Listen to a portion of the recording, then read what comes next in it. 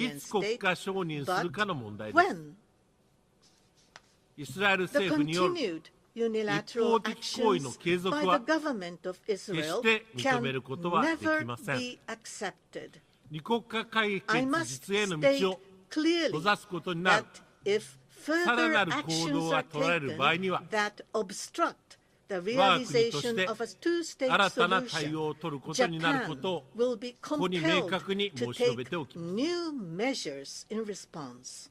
最も重要なことは What matters the パレス most チナが is that 持続可能な Palestine 形で can 存在をし exist in a イスラエルと sustainable 共存 manner, することであり、 living side by side 我が in 国は peace with 二国家解 Israel. 決というゴールに Japan will continue 一 to 歩でも play 近づく a ように realistic and 現実 proactive role 的かつ in moving even a 積極的 single な役 step 割を果たし closer 続けてまいります。 toward the goal of a 我々と two-state して solution.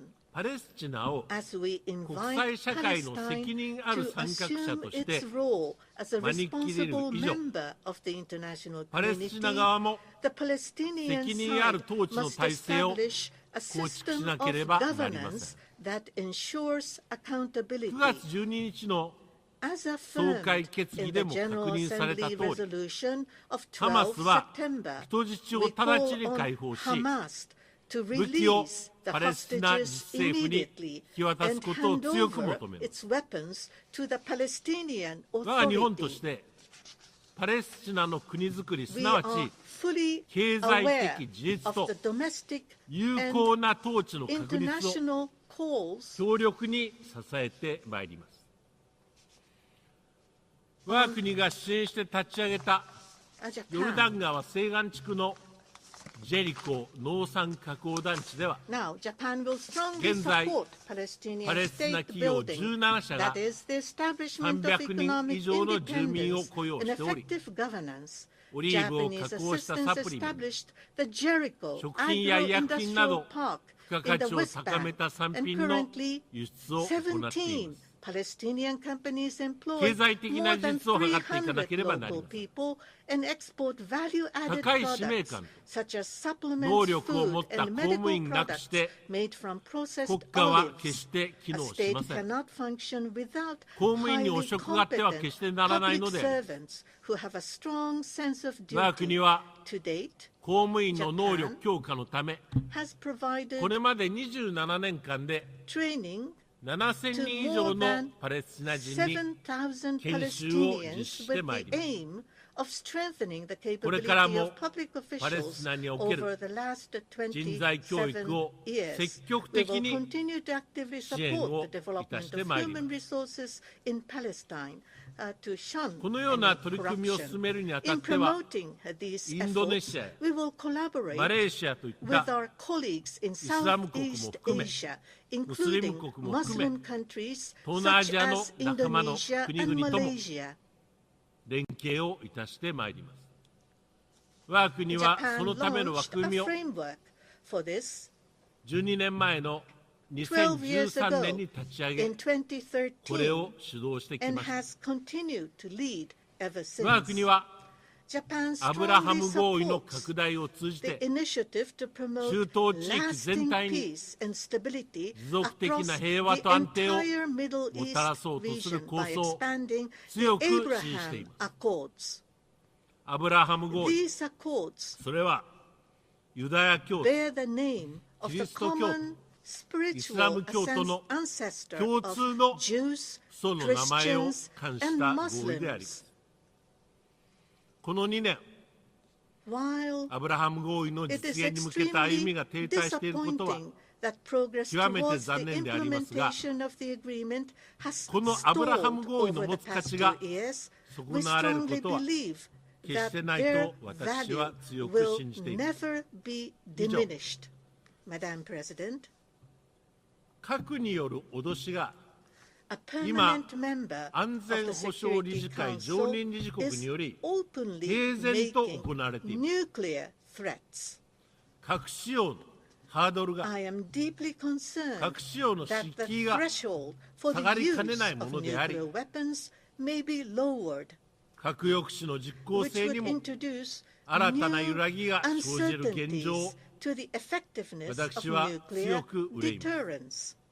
我々は核兵器の問題 We に must 今こ address そ正面 the から issue of 立ち向かわ nuclear なければなりま weapons せん。 head 正 on, 面から向き合わなければならないのであります。 squarely. 国内外、世界で Japan 唯一の被爆 is 国であ fully る aware of domestic and international calls on us to join the Treaty on the Prohibition of Nuclear Weapons as the only country to have suffered atomic bombings. I am fully aware of this. However, we must maintain a world without nuclear war and also realize a world without nuclear weapons. To this end, the NPT, which brings together both the nuclear weapon states and non-nuclear weapon states, is the most effective and realistic framework. Japan calls on the international community to embrace the spirit of dialogue and cooperation so that next year's NPT review conference will be a success, and so that the world will move one step closer to achieving a world without nuclear weapons. For Japan, which has been placed in an extremely severe security environment concerning nuclear weapons, extended deterrence provided by the United States, including nuclear deterrence, remains necessary to protect the lives and properties of our citizens. We cannot take a position that rejects deterrence theory. This is the reality of implementing a responsible security policy. Yet, the nuclear catastrophe our nation has experienced must never be repeated in this world. While it is a historical fact that the Hiroshima was the first place to suffer from atomic bombings, this will never change. But whether Nagasaki will remain the last place to suffer from atomic bombings depends on the continuous efforts and wisdom of mankind. Many people around the world are likely to associate atomic bombings with the image of the mushroom cloud in the photo taken from the air right after the bombings. But what actually happened beneath that mushroom cloud in Hiroshima and Nagasaki 80 years ago? On August 6th, I attended the Peace Memorial Ceremony in Hiroshima, where I introduced a tanka, or short Japanese poem.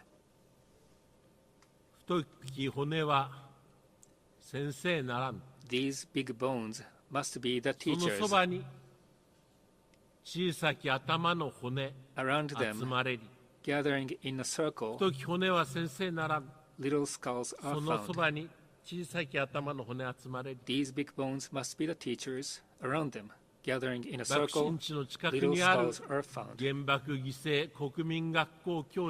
This is a poem written by the poet Ms. Shinoe Shoda, which is inscribed on the monument of the A-bombed teachers and students of national elementary schools located near the epicenter of the atomic bombing. In the midst of the blazing fire, the students relied desperately on their teachers. The teacher was not able to protect those students. This poem evokes their grief. The lives and the futures of many civilians were lost in an instant. Even those who survived have suffered for a long time from the health hazard of radiation. This suffering continues to this day, 80 years later. I strongly hope that world leaders, as well as young people who will shape the future, will visit Hiroshima and Nagasaki to understand the realities of the atomic bombings. 私はこのように強く願います。議長、この核兵器のない世界に向けた取り組みに、今まさに真っ向から挑戦しているのが北朝鮮であり、その核・ミサイル開発は、国際社会の平和と安全に対する重大な脅威であり、完全な非核化に向けた幾多の安保理決議の完全な履行を我々は北朝鮮に強く求めるものであります。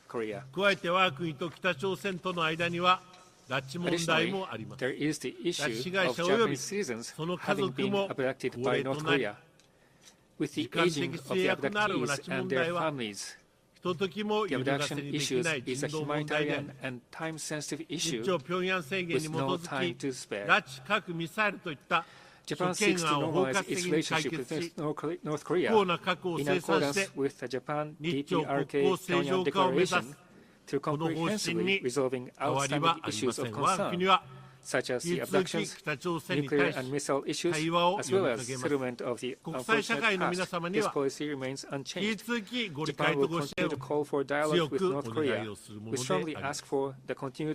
議長、国連の役割は狭い意味での安全保障面だけではありません。国際の平和と安全の実現のためには国連の経済社会面での活動も不可欠であります。我が日本が重視してきた人間の安全保障の理念は、個人に着目をし、人間の尊厳を守る概念であります。日本は援助を通じて、特定の経済的権益や軍事的拠点を求めるものでは決してありません。ただ純粋に世界中すべての国と共に笑い、共に泣き、共に汗を流したい。これは我が日本の国際協力の基本であります。この決意のもと、先月、我が日本国は横浜において第9回アフリカ開発会議期間同を主催いたしました。1993年の立ち上げ以来、我が日本はアフリカ自身の課題解決を支える姿勢を貫いてまいりました。本年の会議でもアフリカ各国が直面する課題について、日本の技術や知見を生かした革新的な解決策を共に作り出すことを打ち出しました。アフリカとインド洋地域の貿易、投資の活性化、アフリカの域内統合に向けて、インド洋アフリカ経済圏イニシアティブも打ち出しました。この推進にあたっては、インドとも緊密に連携をいたしてまいります。我が国は自由で開かれたインド太平洋保育の実現に向けて今後とも力を尽くしてまいります。議長、いずれの国も歴史に真正面から向き合うことなくして明るい未来は開けません。戦争の惨禍を決して繰り返さない。今年8月15日の終戦記念日にあたり、私自身そのことを改めて心に刻むことを誓いました。国際社会を分断される人類2度目の世界大戦を経験した世代の多く、各国において社会の中心から去りました。その中にあって、国際社会は再び分断と対立に向かっています。日々多くの命が失われるウクライナ、中東、そして我が日本が維持する東アジア、これらの地域の安全保障は相互に密接に関連しております。我々がこれまで希求してきた法の支配に基づく自由で開かれた国際秩序は、今まさに is facing unprecedented challenges. I'd like to make a strong plea. In the face of these challenges, it is crucial that we continue to nurture and protect our healthy and robust democracy.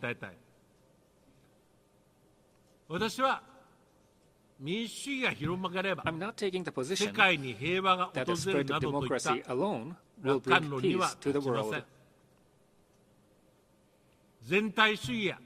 We reject totalitarianism, irresponsible populism, and narrow-minded nationalism.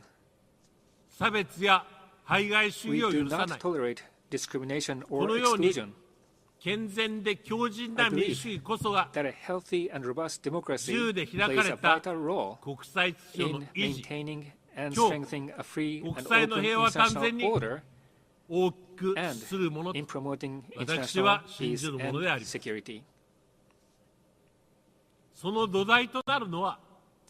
That is founded on the courage and integrity to squarely face the past, and on fostering a sense of human rights, healthy discourse, including mission-driven journalism, and classical liberalism that values the tolerance of listening humbly to the arguments of others. Madam President, 70 years have passed since the Bandung Conference, which brought Asian and African nations together for the first time to advocate for world peace and cooperation. This was also the first large-scale international conference that Japan participated in since the war ended. The people of Asia showed a spirit of tolerance in accepting Japan after the war. They must have had unfathomable emotional struggles in doing so. Still, supported by this spirit of tolerance, and under the pledge never to wage a war again, Japan has been striving to realize everlasting world peace. Through my discussions with the leaders of the Republic of Korea, China, and Southeast Asian countries, I am once again convinced of the need to further promote future-oriented relations and have shared this conviction with the leaders of these countries. Over the past year, I have visited various countries in Asia and Latin America and met with numerous heads of state and government in Japan. This brings my total of such occasions to 90 countries and 4 international organizations. During these meetings, I often felt that countries around the world consider Japan an essential part of the international community. I hope that Japan will continue to be sought after by the rest of the world. That is my earnest wish. Please join us in calling for reform of the Security Council as soon as possible, a world without nuclear war and a world without nuclear weapons, a world that can overcome global challenges together, and solidarity and tolerance, not division and confrontation. Japan will continue to move forward alongside the international community. We will never waver, and we will continue to lead the way. It is with this determination that I'd like to conclude my statement. Thank you for your attention. On behalf of the Assembly, I wish to thank the Prime Minister of Japan. The Assembly will hear an address by His Excellency Aziz Ashkenous, Head of Government of the Kingdom of Morocco. I request protocol to escort His Excellency and invite him to address the Assembly.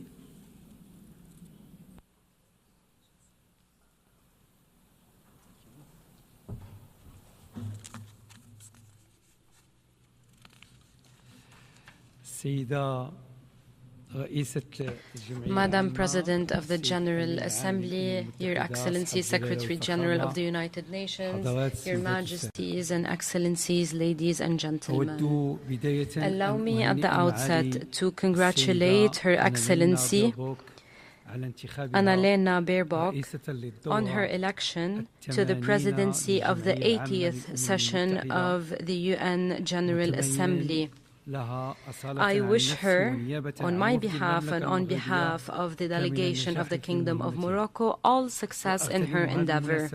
Allow me also to seize this opportunity to reaffirm our full support to the relentless efforts made by the Secretary General of the United Nations, His Excellency Mr. Antonio Guterres.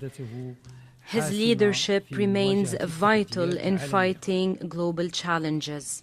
Your Excellency, President of the General Assembly, this session is held as the world is facing a number of challenges that require to adopt a pragmatic approach. Globalism has brought people together. However, it is facing unprecedented challenges today due to economic and climate problems, as well as technological developments and other challenges that are growing very fast and that pose main questions about governance and responsibility.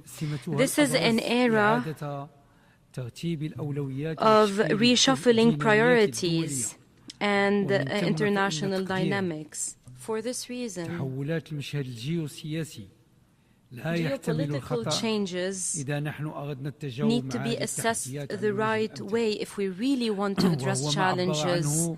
This is something said by His Majesty King Mohammed VI, may God protect him, when he stressed that the world today is going through a main transition from a global system that has achieved its goals, but showed it is limited in achieving the aspirations of people, to a new model that we all have to work together to build.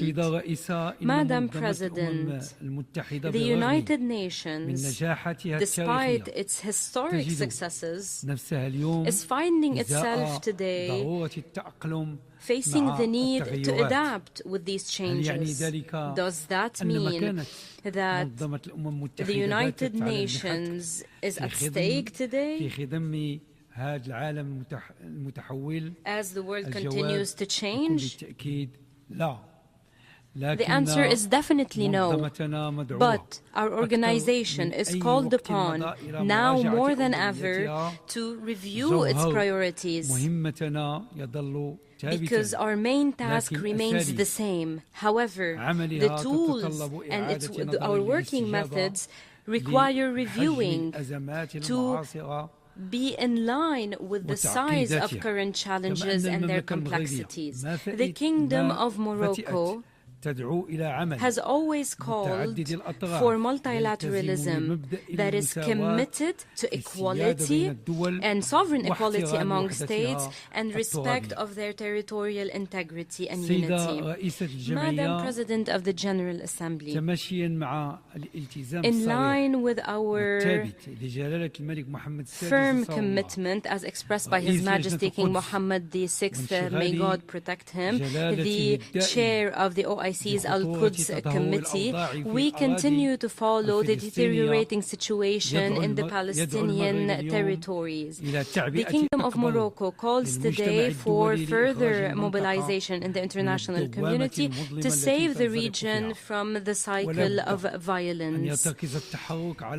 Our action today needs to be based on 4 priorities. 1, an immediate ceasefire and a return to the negotiations table in order to put a final end to the war.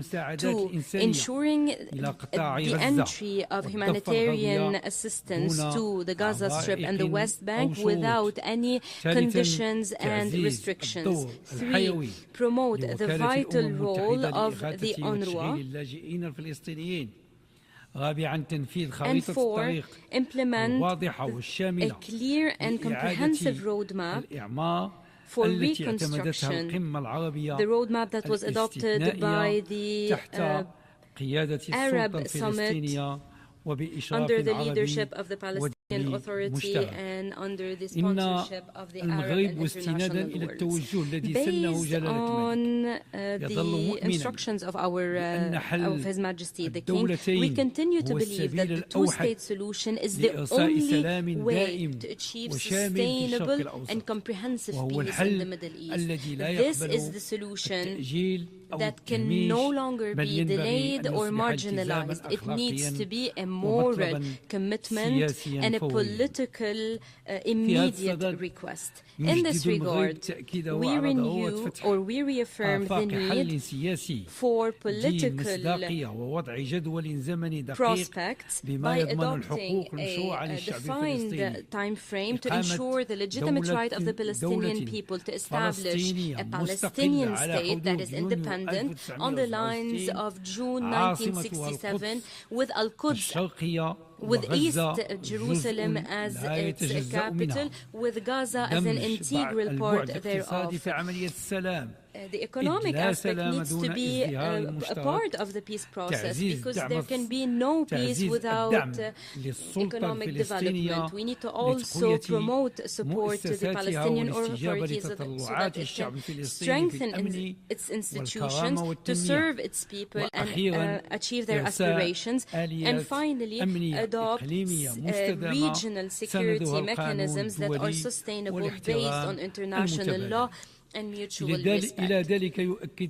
We also stress our full commitment to defending the holy sites in Palestine, especially Al-Aqsa Mosque, which is very special to His Majesty King Mohammed VI, may God protect him, as the chairman of Al-Quds Committee.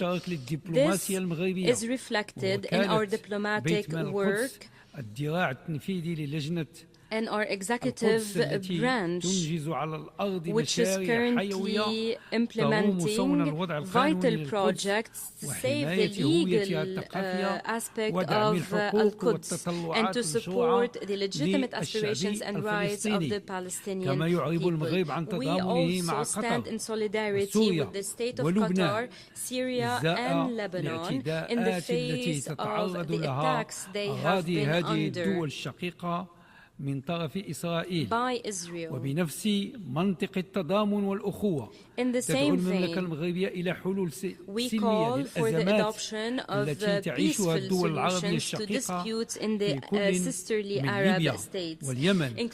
ليبيا واليمن والسودان والصومال عبر التوافق through dialogue and consensus. These solutions need to be based on the respect of their national sovereignty, their territorial unity, away from any foreign interventions. Madam President, ladies and gentlemen, in a world of uncertainty and tensions, dialogue and cooperation have become very important. They are the pillars for achieving sustainable peace.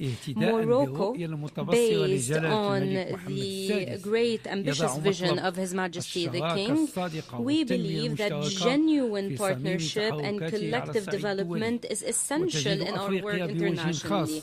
Africa specifically finds itself today at a crossroads. Africa, for a long time, was the prisoner of a stereotype. It is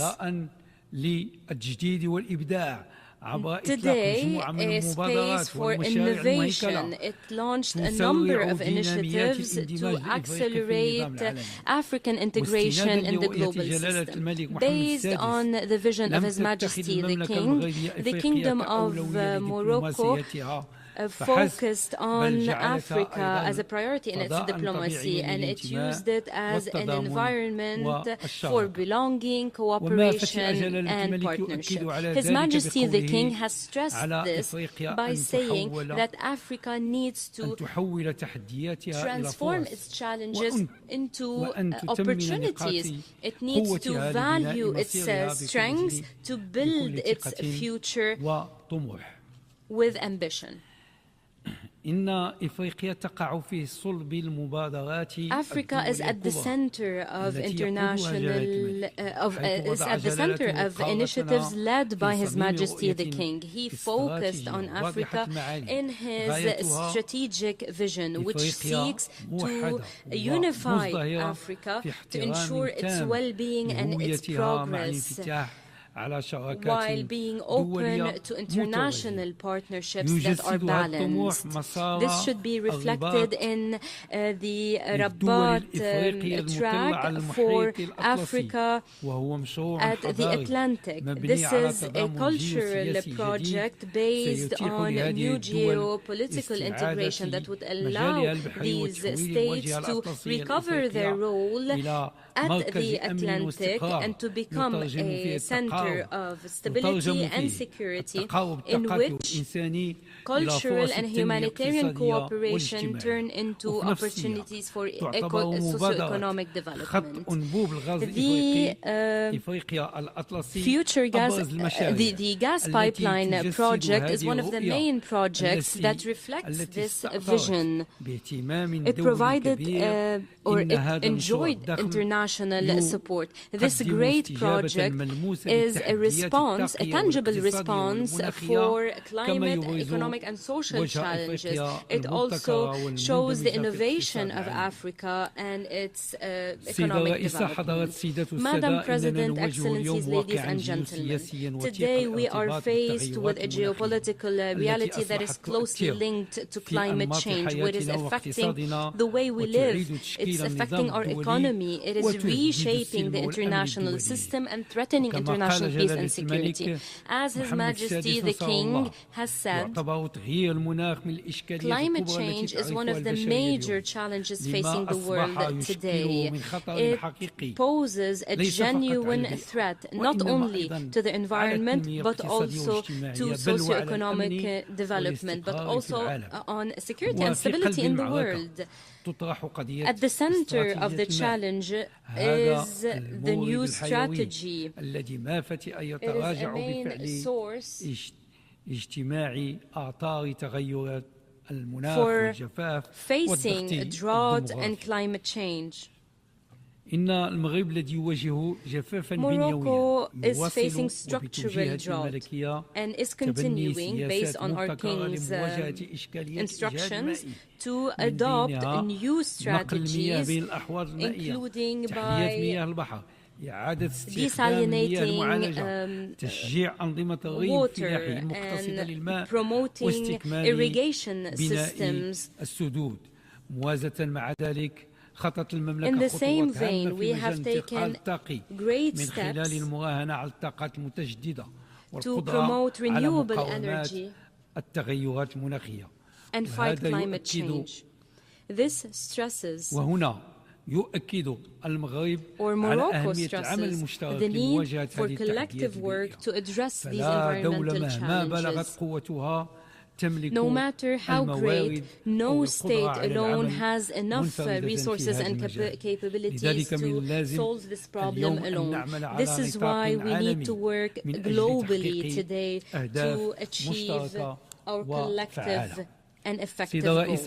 Madam President, ladies and gentlemen, in a few years, artificial intelligence has imposed itself as a new way to reshape our economies and our way of life. We are aware of the great opportunities it provides. However, we also recognize the great challenges it poses. Artificial intelligence should not be become an alternative. It should not lead to marginalization. It should rather promote collective development.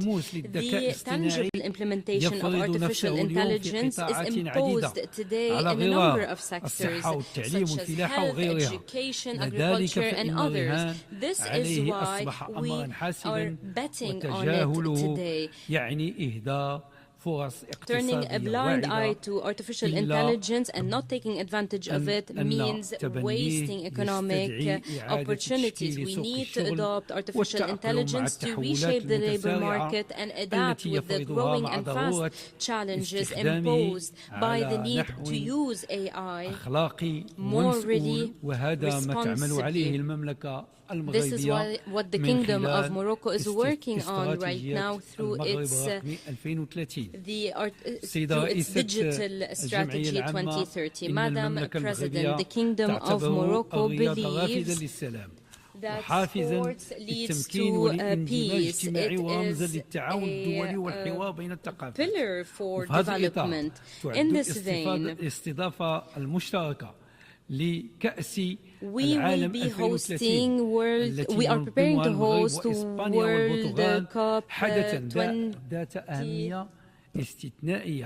2030 with Portugal and Spain. This is a real tool for cultural diplomacy and international openness, and this affects our social, economic and human development. By organizing the World Cup, the Kingdom of Morocco, under the leadership of His Majesty the King, reaffirms its ability to take on great projects globally and mobilize its infrastructure and capabilities to show the real beautiful face of Africa at the international community.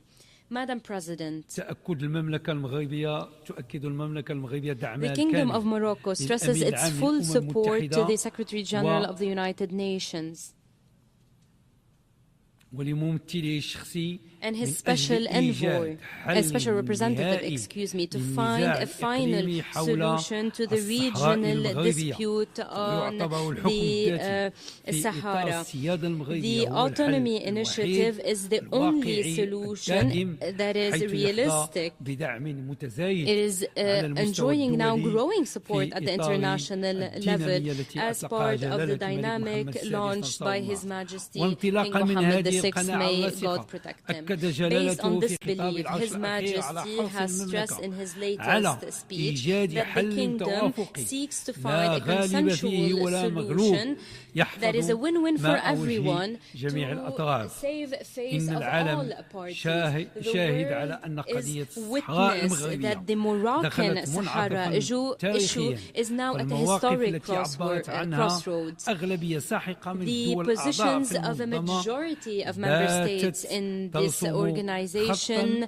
now pave the way towards a clear path that says it is high time to turn the page on this conflict in full respect of the sovereignty of Morocco and its territorial integrity. This is the international consensus around the autonomy initiative, and this consensus is growing because 2/3 of the member states of the United Nations consider this initiative as the sole pragmatic and credible basis to settle this dispute. On the ground, everything is clear. The Sahara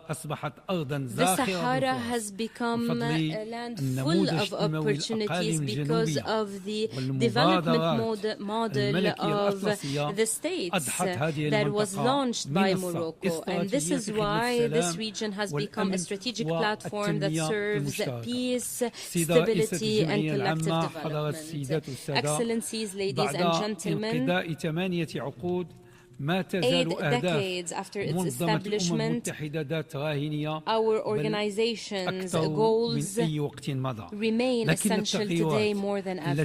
However, the changes in our world today require us to overcome the concept of crisis management towards building sustainable solutions. No matter the nature or size of the challenges, our collective responsibility is to work in solidarity to turn them into opportunities and to find comprehensive and just solutions. Thank you very much.